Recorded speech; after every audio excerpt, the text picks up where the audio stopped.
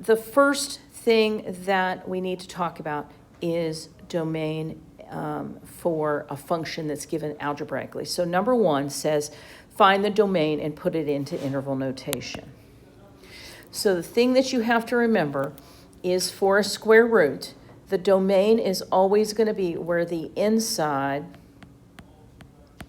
is greater than or equal to 0.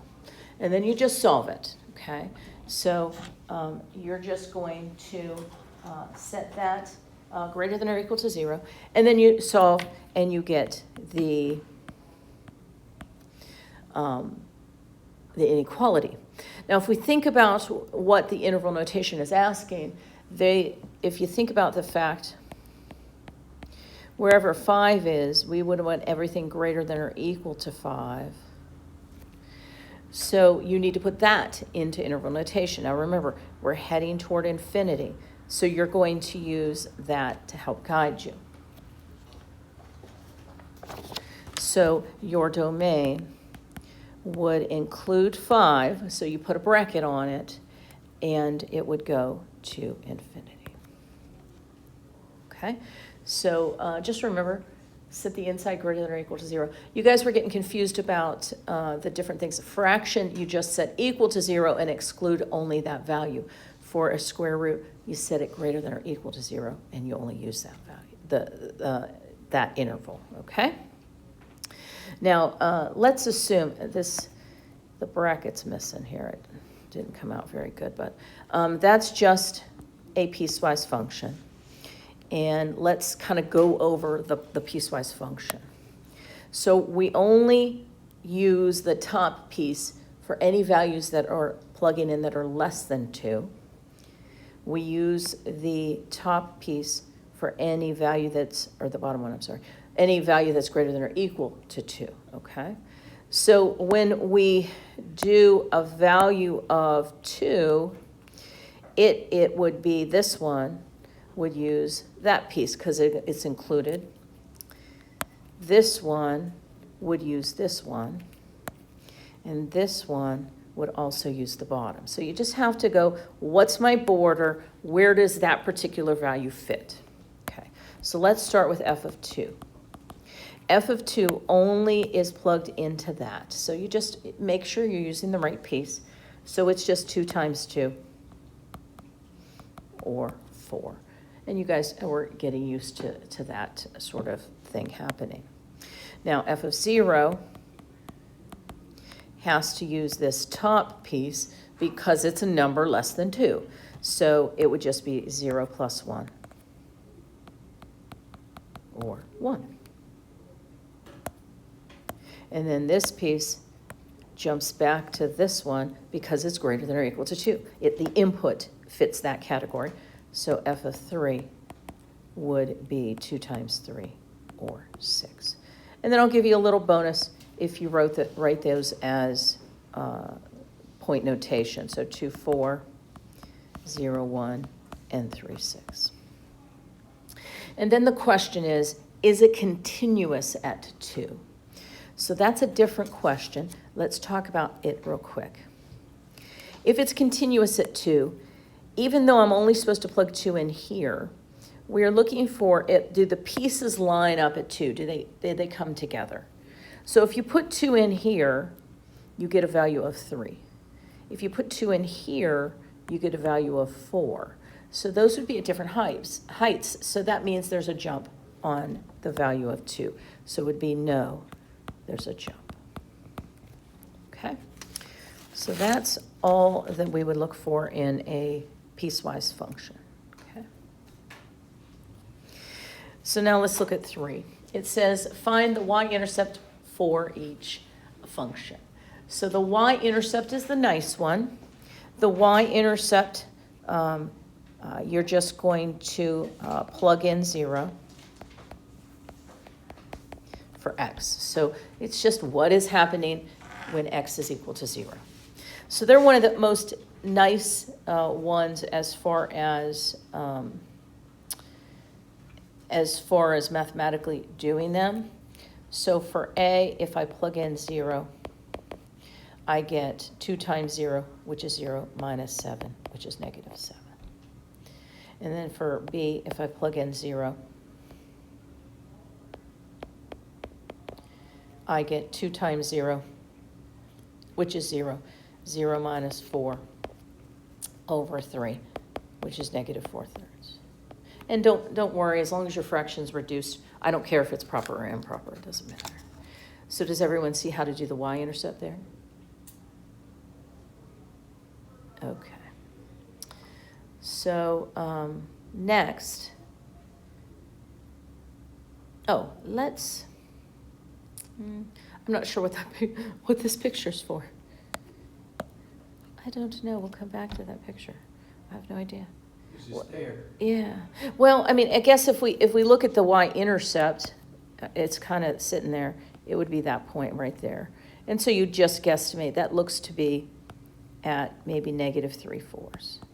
So if you did 0.6, 0.5, whatever, I think it's about negative 3/4. I wonder if no, it's not the graph of that. I don't know, there we go. We'll come back to it if we need it. Okay, so 4 and 5, I know I want you to use this graph, okay? And I don't know if you want to make the little marks on your graph a little clearer. This is 2, okay? This is 4. This is negative 2, okay? So if that helps you, okay? So for 4, it says to describe the end behavior of the graph using limit notation, okay? So what you want to do first off on your paper is put a little arrow on the left end and the right end. We're going to completely ignore the middle. All you care about in end behavior is the left end and the right end. That's all you care about, okay? Okay. So for the left end, that would be when x goes to negative infinity, okay? Think about x is going to the left, to the negatives, okay? And so what is the y doing? Well, the y is going down to negative infinity. Now that's an informal way of writing it, okay? Let's use the limit notation to say it correctly, okay? So how could we say it correctly? Well, the left end is the limit. If I can make that not look crazy. The limit, you do LIM. You put underneath here that negative infinity. That's where your x is heading. What is your function doing? We'll call it f. We'll call this f. What is our function doing? It's going down to negative infinity. So that's how you write it a little more formally. So if we do it like the first one, we still gonna get points? Yeah, well, actually, it's multiple choice. So it kind of will do it for you. It will do it correct. It does the limit notation. I just wanted you to see it so you didn't look at it and go, what are they talking about? But yeah, on the last quiz we took, I did count it if you did the x's and y's without a problem. Okay, now let's go to the right end. That's always as x goes to infinity. You're asking yourself, what's the y doing? If you see here, the y is going up. And you can put positive infinity or just infinity, it doesn't matter. And so how would we write that formally? We would write it as the limit. As x goes to infinity, the function goes to infinity. So don't confuse the middle stuff. It's always the far left end and the far right end that you're looking at for end behavior. Okay. Now, 5 says to identify or describe the extrema. Okay, so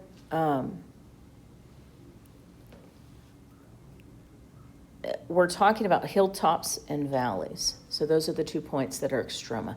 The extreme low or high points of a section of the graph.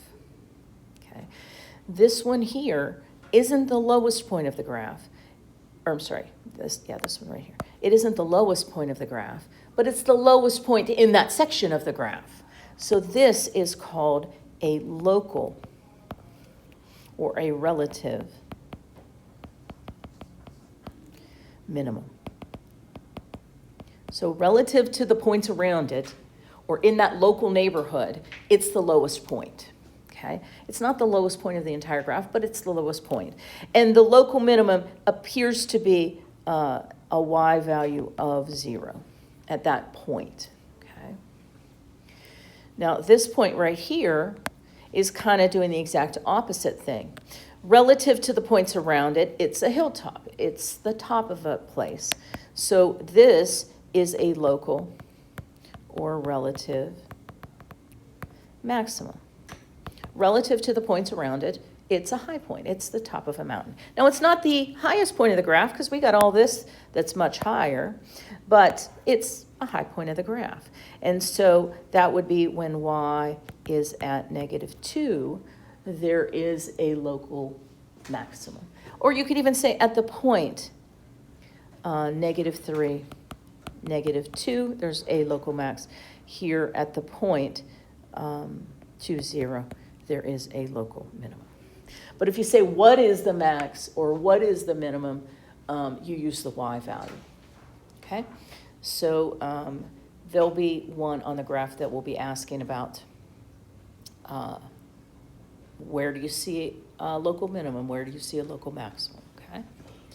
Now, the next part is just plugging into a function. Are we good with that notation and that? It's just a new concept. It's just weird. We've been going over that, so hopefully that will go well for you. Now, number 6, you're just plugging values into the function. Don't overthink it, okay? If we plug in 3 into this function, remember, the original input of x comes out, put in your new input, and I would usually use parentheses so then you don't mess up anything. And so you would get 2 times 3 squared minus 3 times 3. So see where the original was sitting? I put a little parenthesis that had that new input value in it. That's probably the easiest way to approach it, okay? So 3 squared is 9. So this is 2 times 9. Minus 3 times 3. Make sure you're following order of operations. So we're going to do those exponents first. Then we're going to multiply. That's 27 minus 9 for a final value of, 18. Okay. Now let's do it again for 2x. Now 2x is a little funkier. It's just because of how it looks. So it's 2 times the input squared minus 3 times the input. If you think about it like that, the 2x replaces where the original x was sitting, okay? The 2x replaces where the original x is sitting. Does that make sense, how we inputted that into that? Okay, so you would square this first. 2x times 2x is 4x squared. And then we do the multiplication. So it kind of follows the same order of operations we saw before. 4x squared times 2 is 8x squared minus 6x. Because one's a square and one is not, you can't go any further. So that is your final answer. You just kind of leave it. Okay. Now, we had kind of one like this on our last quiz. And you input it right, but then you messed up a little, many of you messed up kind of the execution after that. So let's talk about if we input x plus 1 in the new input spot. So it'd be 2 times the quantity of x plus 1 squared minus 3 times x plus 1. So you're just taking out the original input, replacing it with a parenthesis containing x plus 1. Now again, when I saw on your paper, you were really good at kind of that step, but then you just didn't always go further. So let's talk about how to go further with it. X plus 1 squared, you can't just square the pieces. It is x plus 1 times x plus 1. So make sure you do that. When you FOIL that, you get x squared plus x plus x plus 1. Okay? So if you know that's x squared plus 2x plus 1, you can do that as well. Now, we're going to just distribute the 2 into that, because that's how we have to handle multiplication when there's x's and stuff. Here, we're going to distribute the -3 to both of those. Okay, so let's do our distribution. we get 2x squared plus 2x plus 2x plus 2 minus 3x minus 3. So all I did was the distribution. And then it's just a matter of combining your like terms as much as you can. So there's only a 2x squared. There is a 2x, and a negative 3x. That's 4 minus 3, or 1x. Now, if you put the 1 there, it's not going to hurt you in any way, shape, or form. Okay. And then finally, we do have some good old normal numbers. So the positive 2 and the negative 3 makes a negative 1. So are you good at doing that part of the input? And you're okay about foiling it and all that good stuff? Any questions about C? Okay. Now, you are going to be given a graph. It looks very similar to this one, okay? And they're going to ask you what is the domain and range, okay? So let's talk about how we find domain and range. Okay, so if you think about, let's think about our little math bug, okay? He's walking on the graph from left to right. If you think about what x values he comes across, he can stand here, he can walk across all those x values, and then when he gets to 5, he jumps up here and he can stand on an x value of 5. And he can keep walking all those x values. And then, can he stand on an x value of 7? Is there anywhere for him to stand at 7? So you have to exclude 7. And then he can keep going past 7.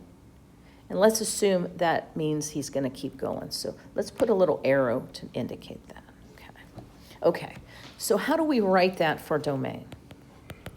Well, he can start at an x value of 2. He can go until 5. He does have a spot to keep going and stand at 5, but he does have a problem at 7. So we do have to put a little parenthesis at 7 to say, well, I can't stand at 7 anywhere. There's a problem. And then you put the little, that union notation, meaning I can jump to on the other side of 7. That's what that means. So that's just the math bug jumping down here. And then he can keep going forever and ever to infinity. So remember, those are relating our x's. Those are the x's that he walked across. So left to right for domain. For range, those are the y's. So I think of going from the bottom of the graph to the top of the graph. What's the bottommost piece? What's the topmost piece? Did I skip any y values in between?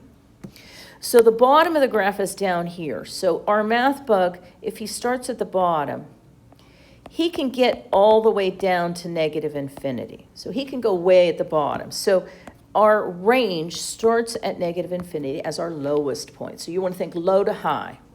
So domain, you think left to right. Range, you think low point to high point. Okay? So he's going to keep walking up. He's walking up. He's walking up. What height does he have a problem at? What height is that? What height does he have an issue at? 3. It's 3. 1, 2, 3, 4, 5. It is 3. So he can get just before 3. That's what that means. Okay? So let's think about what the math bug's doing. He's here at a height of 3. He's like, crap, what's the next place I can jump to? So he can jump to this height. What's this height right here? 5. Now, he's kind of stuck at 5. So you can write it one of two ways. But I kind of go, well, he's kind of stuck at 5.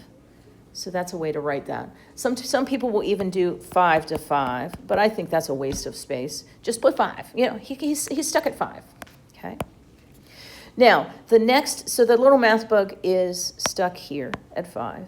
He can jump up to 6. Can he stand on 6? Yes. Yes. What's the highest he can go? 6, 7, 8. Can he stand on 8? No. No. So the way you write that is, and I'm sorry, I'm running out, is he can jump up to and stand on 6, but he can go almost to 8. And that little parenthesis says, well, he's almost at 8. So that means he can get to 7.99, but he'll fall in at 8. So there you go, okay? So you will be given a graph very similar to that, where you'll have to label the domain and the range, okay? Okay, last thing that will be on it is the average rate of change formula. Now remember, that's just the slope. You are going to plug in x sub 2 into the function. You'll minus off x sub 1 when you plug it into the function over x2 minus x1. You can think about that as y2 minus y1 over x2 minus x1 if you want, okay? So those are the formula. You will have to know that formula for the test. Okay, so what do we do here? Well, this is your x1, this is your x2. That is the interval in which we're testing out the slope if we connected those points. So we need to know the points at those x values. So you have to plug in -1, you have to plug in 4, so you know what y values to use in the top of the formula. Okay, so let's plug in -1. You get 2 times -1 squared minus 4 times -1 plus 3. Okay, let me give myself some room here. Okay, so that is 2 times 1, which is 2. -4 times -1 is positive 4 plus 3, which equals 9. Okay, okay, so that is the y value when x is -1. So you can think about that as the point -1, 9. If that helps you do the slope formula, you're welcome to do that. Okay, now let's plug in 4. We get 2 times 4 squared minus 4 times 4 plus 3. That's 16 times 2, or 32, minus 16 plus 3, which is 19. Okay, so all you're doing first off is take your 2x values, plug them in, because we need a point. So we found the point -1 went with 9, and 4 goes with 19. Okay. So now it's just a matter of doing the slope between those 2 points. You can use either thinking, it doesn't matter, because these mean they're both the same exact thing. But our slope will be the y2 value, so 19, minus 9 over 4 minus -1. So you see how these two were a point. I plugged in 4. I got out 19. These two are a point. I plugged in -1. I got out 9. Now, the formula subtracts those things. So make sure you're subtracting. 19 minus 9 is 10. This becomes a positive because 2 negatives make a positive. So that's 4 plus 1, or 5. The slope is 2. Your answer is 2. So the average rate of change is the slope between those 2 points. In this particular case, it is 2. Okay, so that's what you want to look over for the test tomorrow. It's very similar to this. I will accept partial credit, so you might have to show me some work, although the first 5 are multiple choice, so you have at least some numbers to go by. How many questions are there? 10. So they are 10 points each, but I will give you partial credit if you start them and maybe do something weird. So like for the work? Like Yes, I will give you partial credit for the work. Okay, so that's that.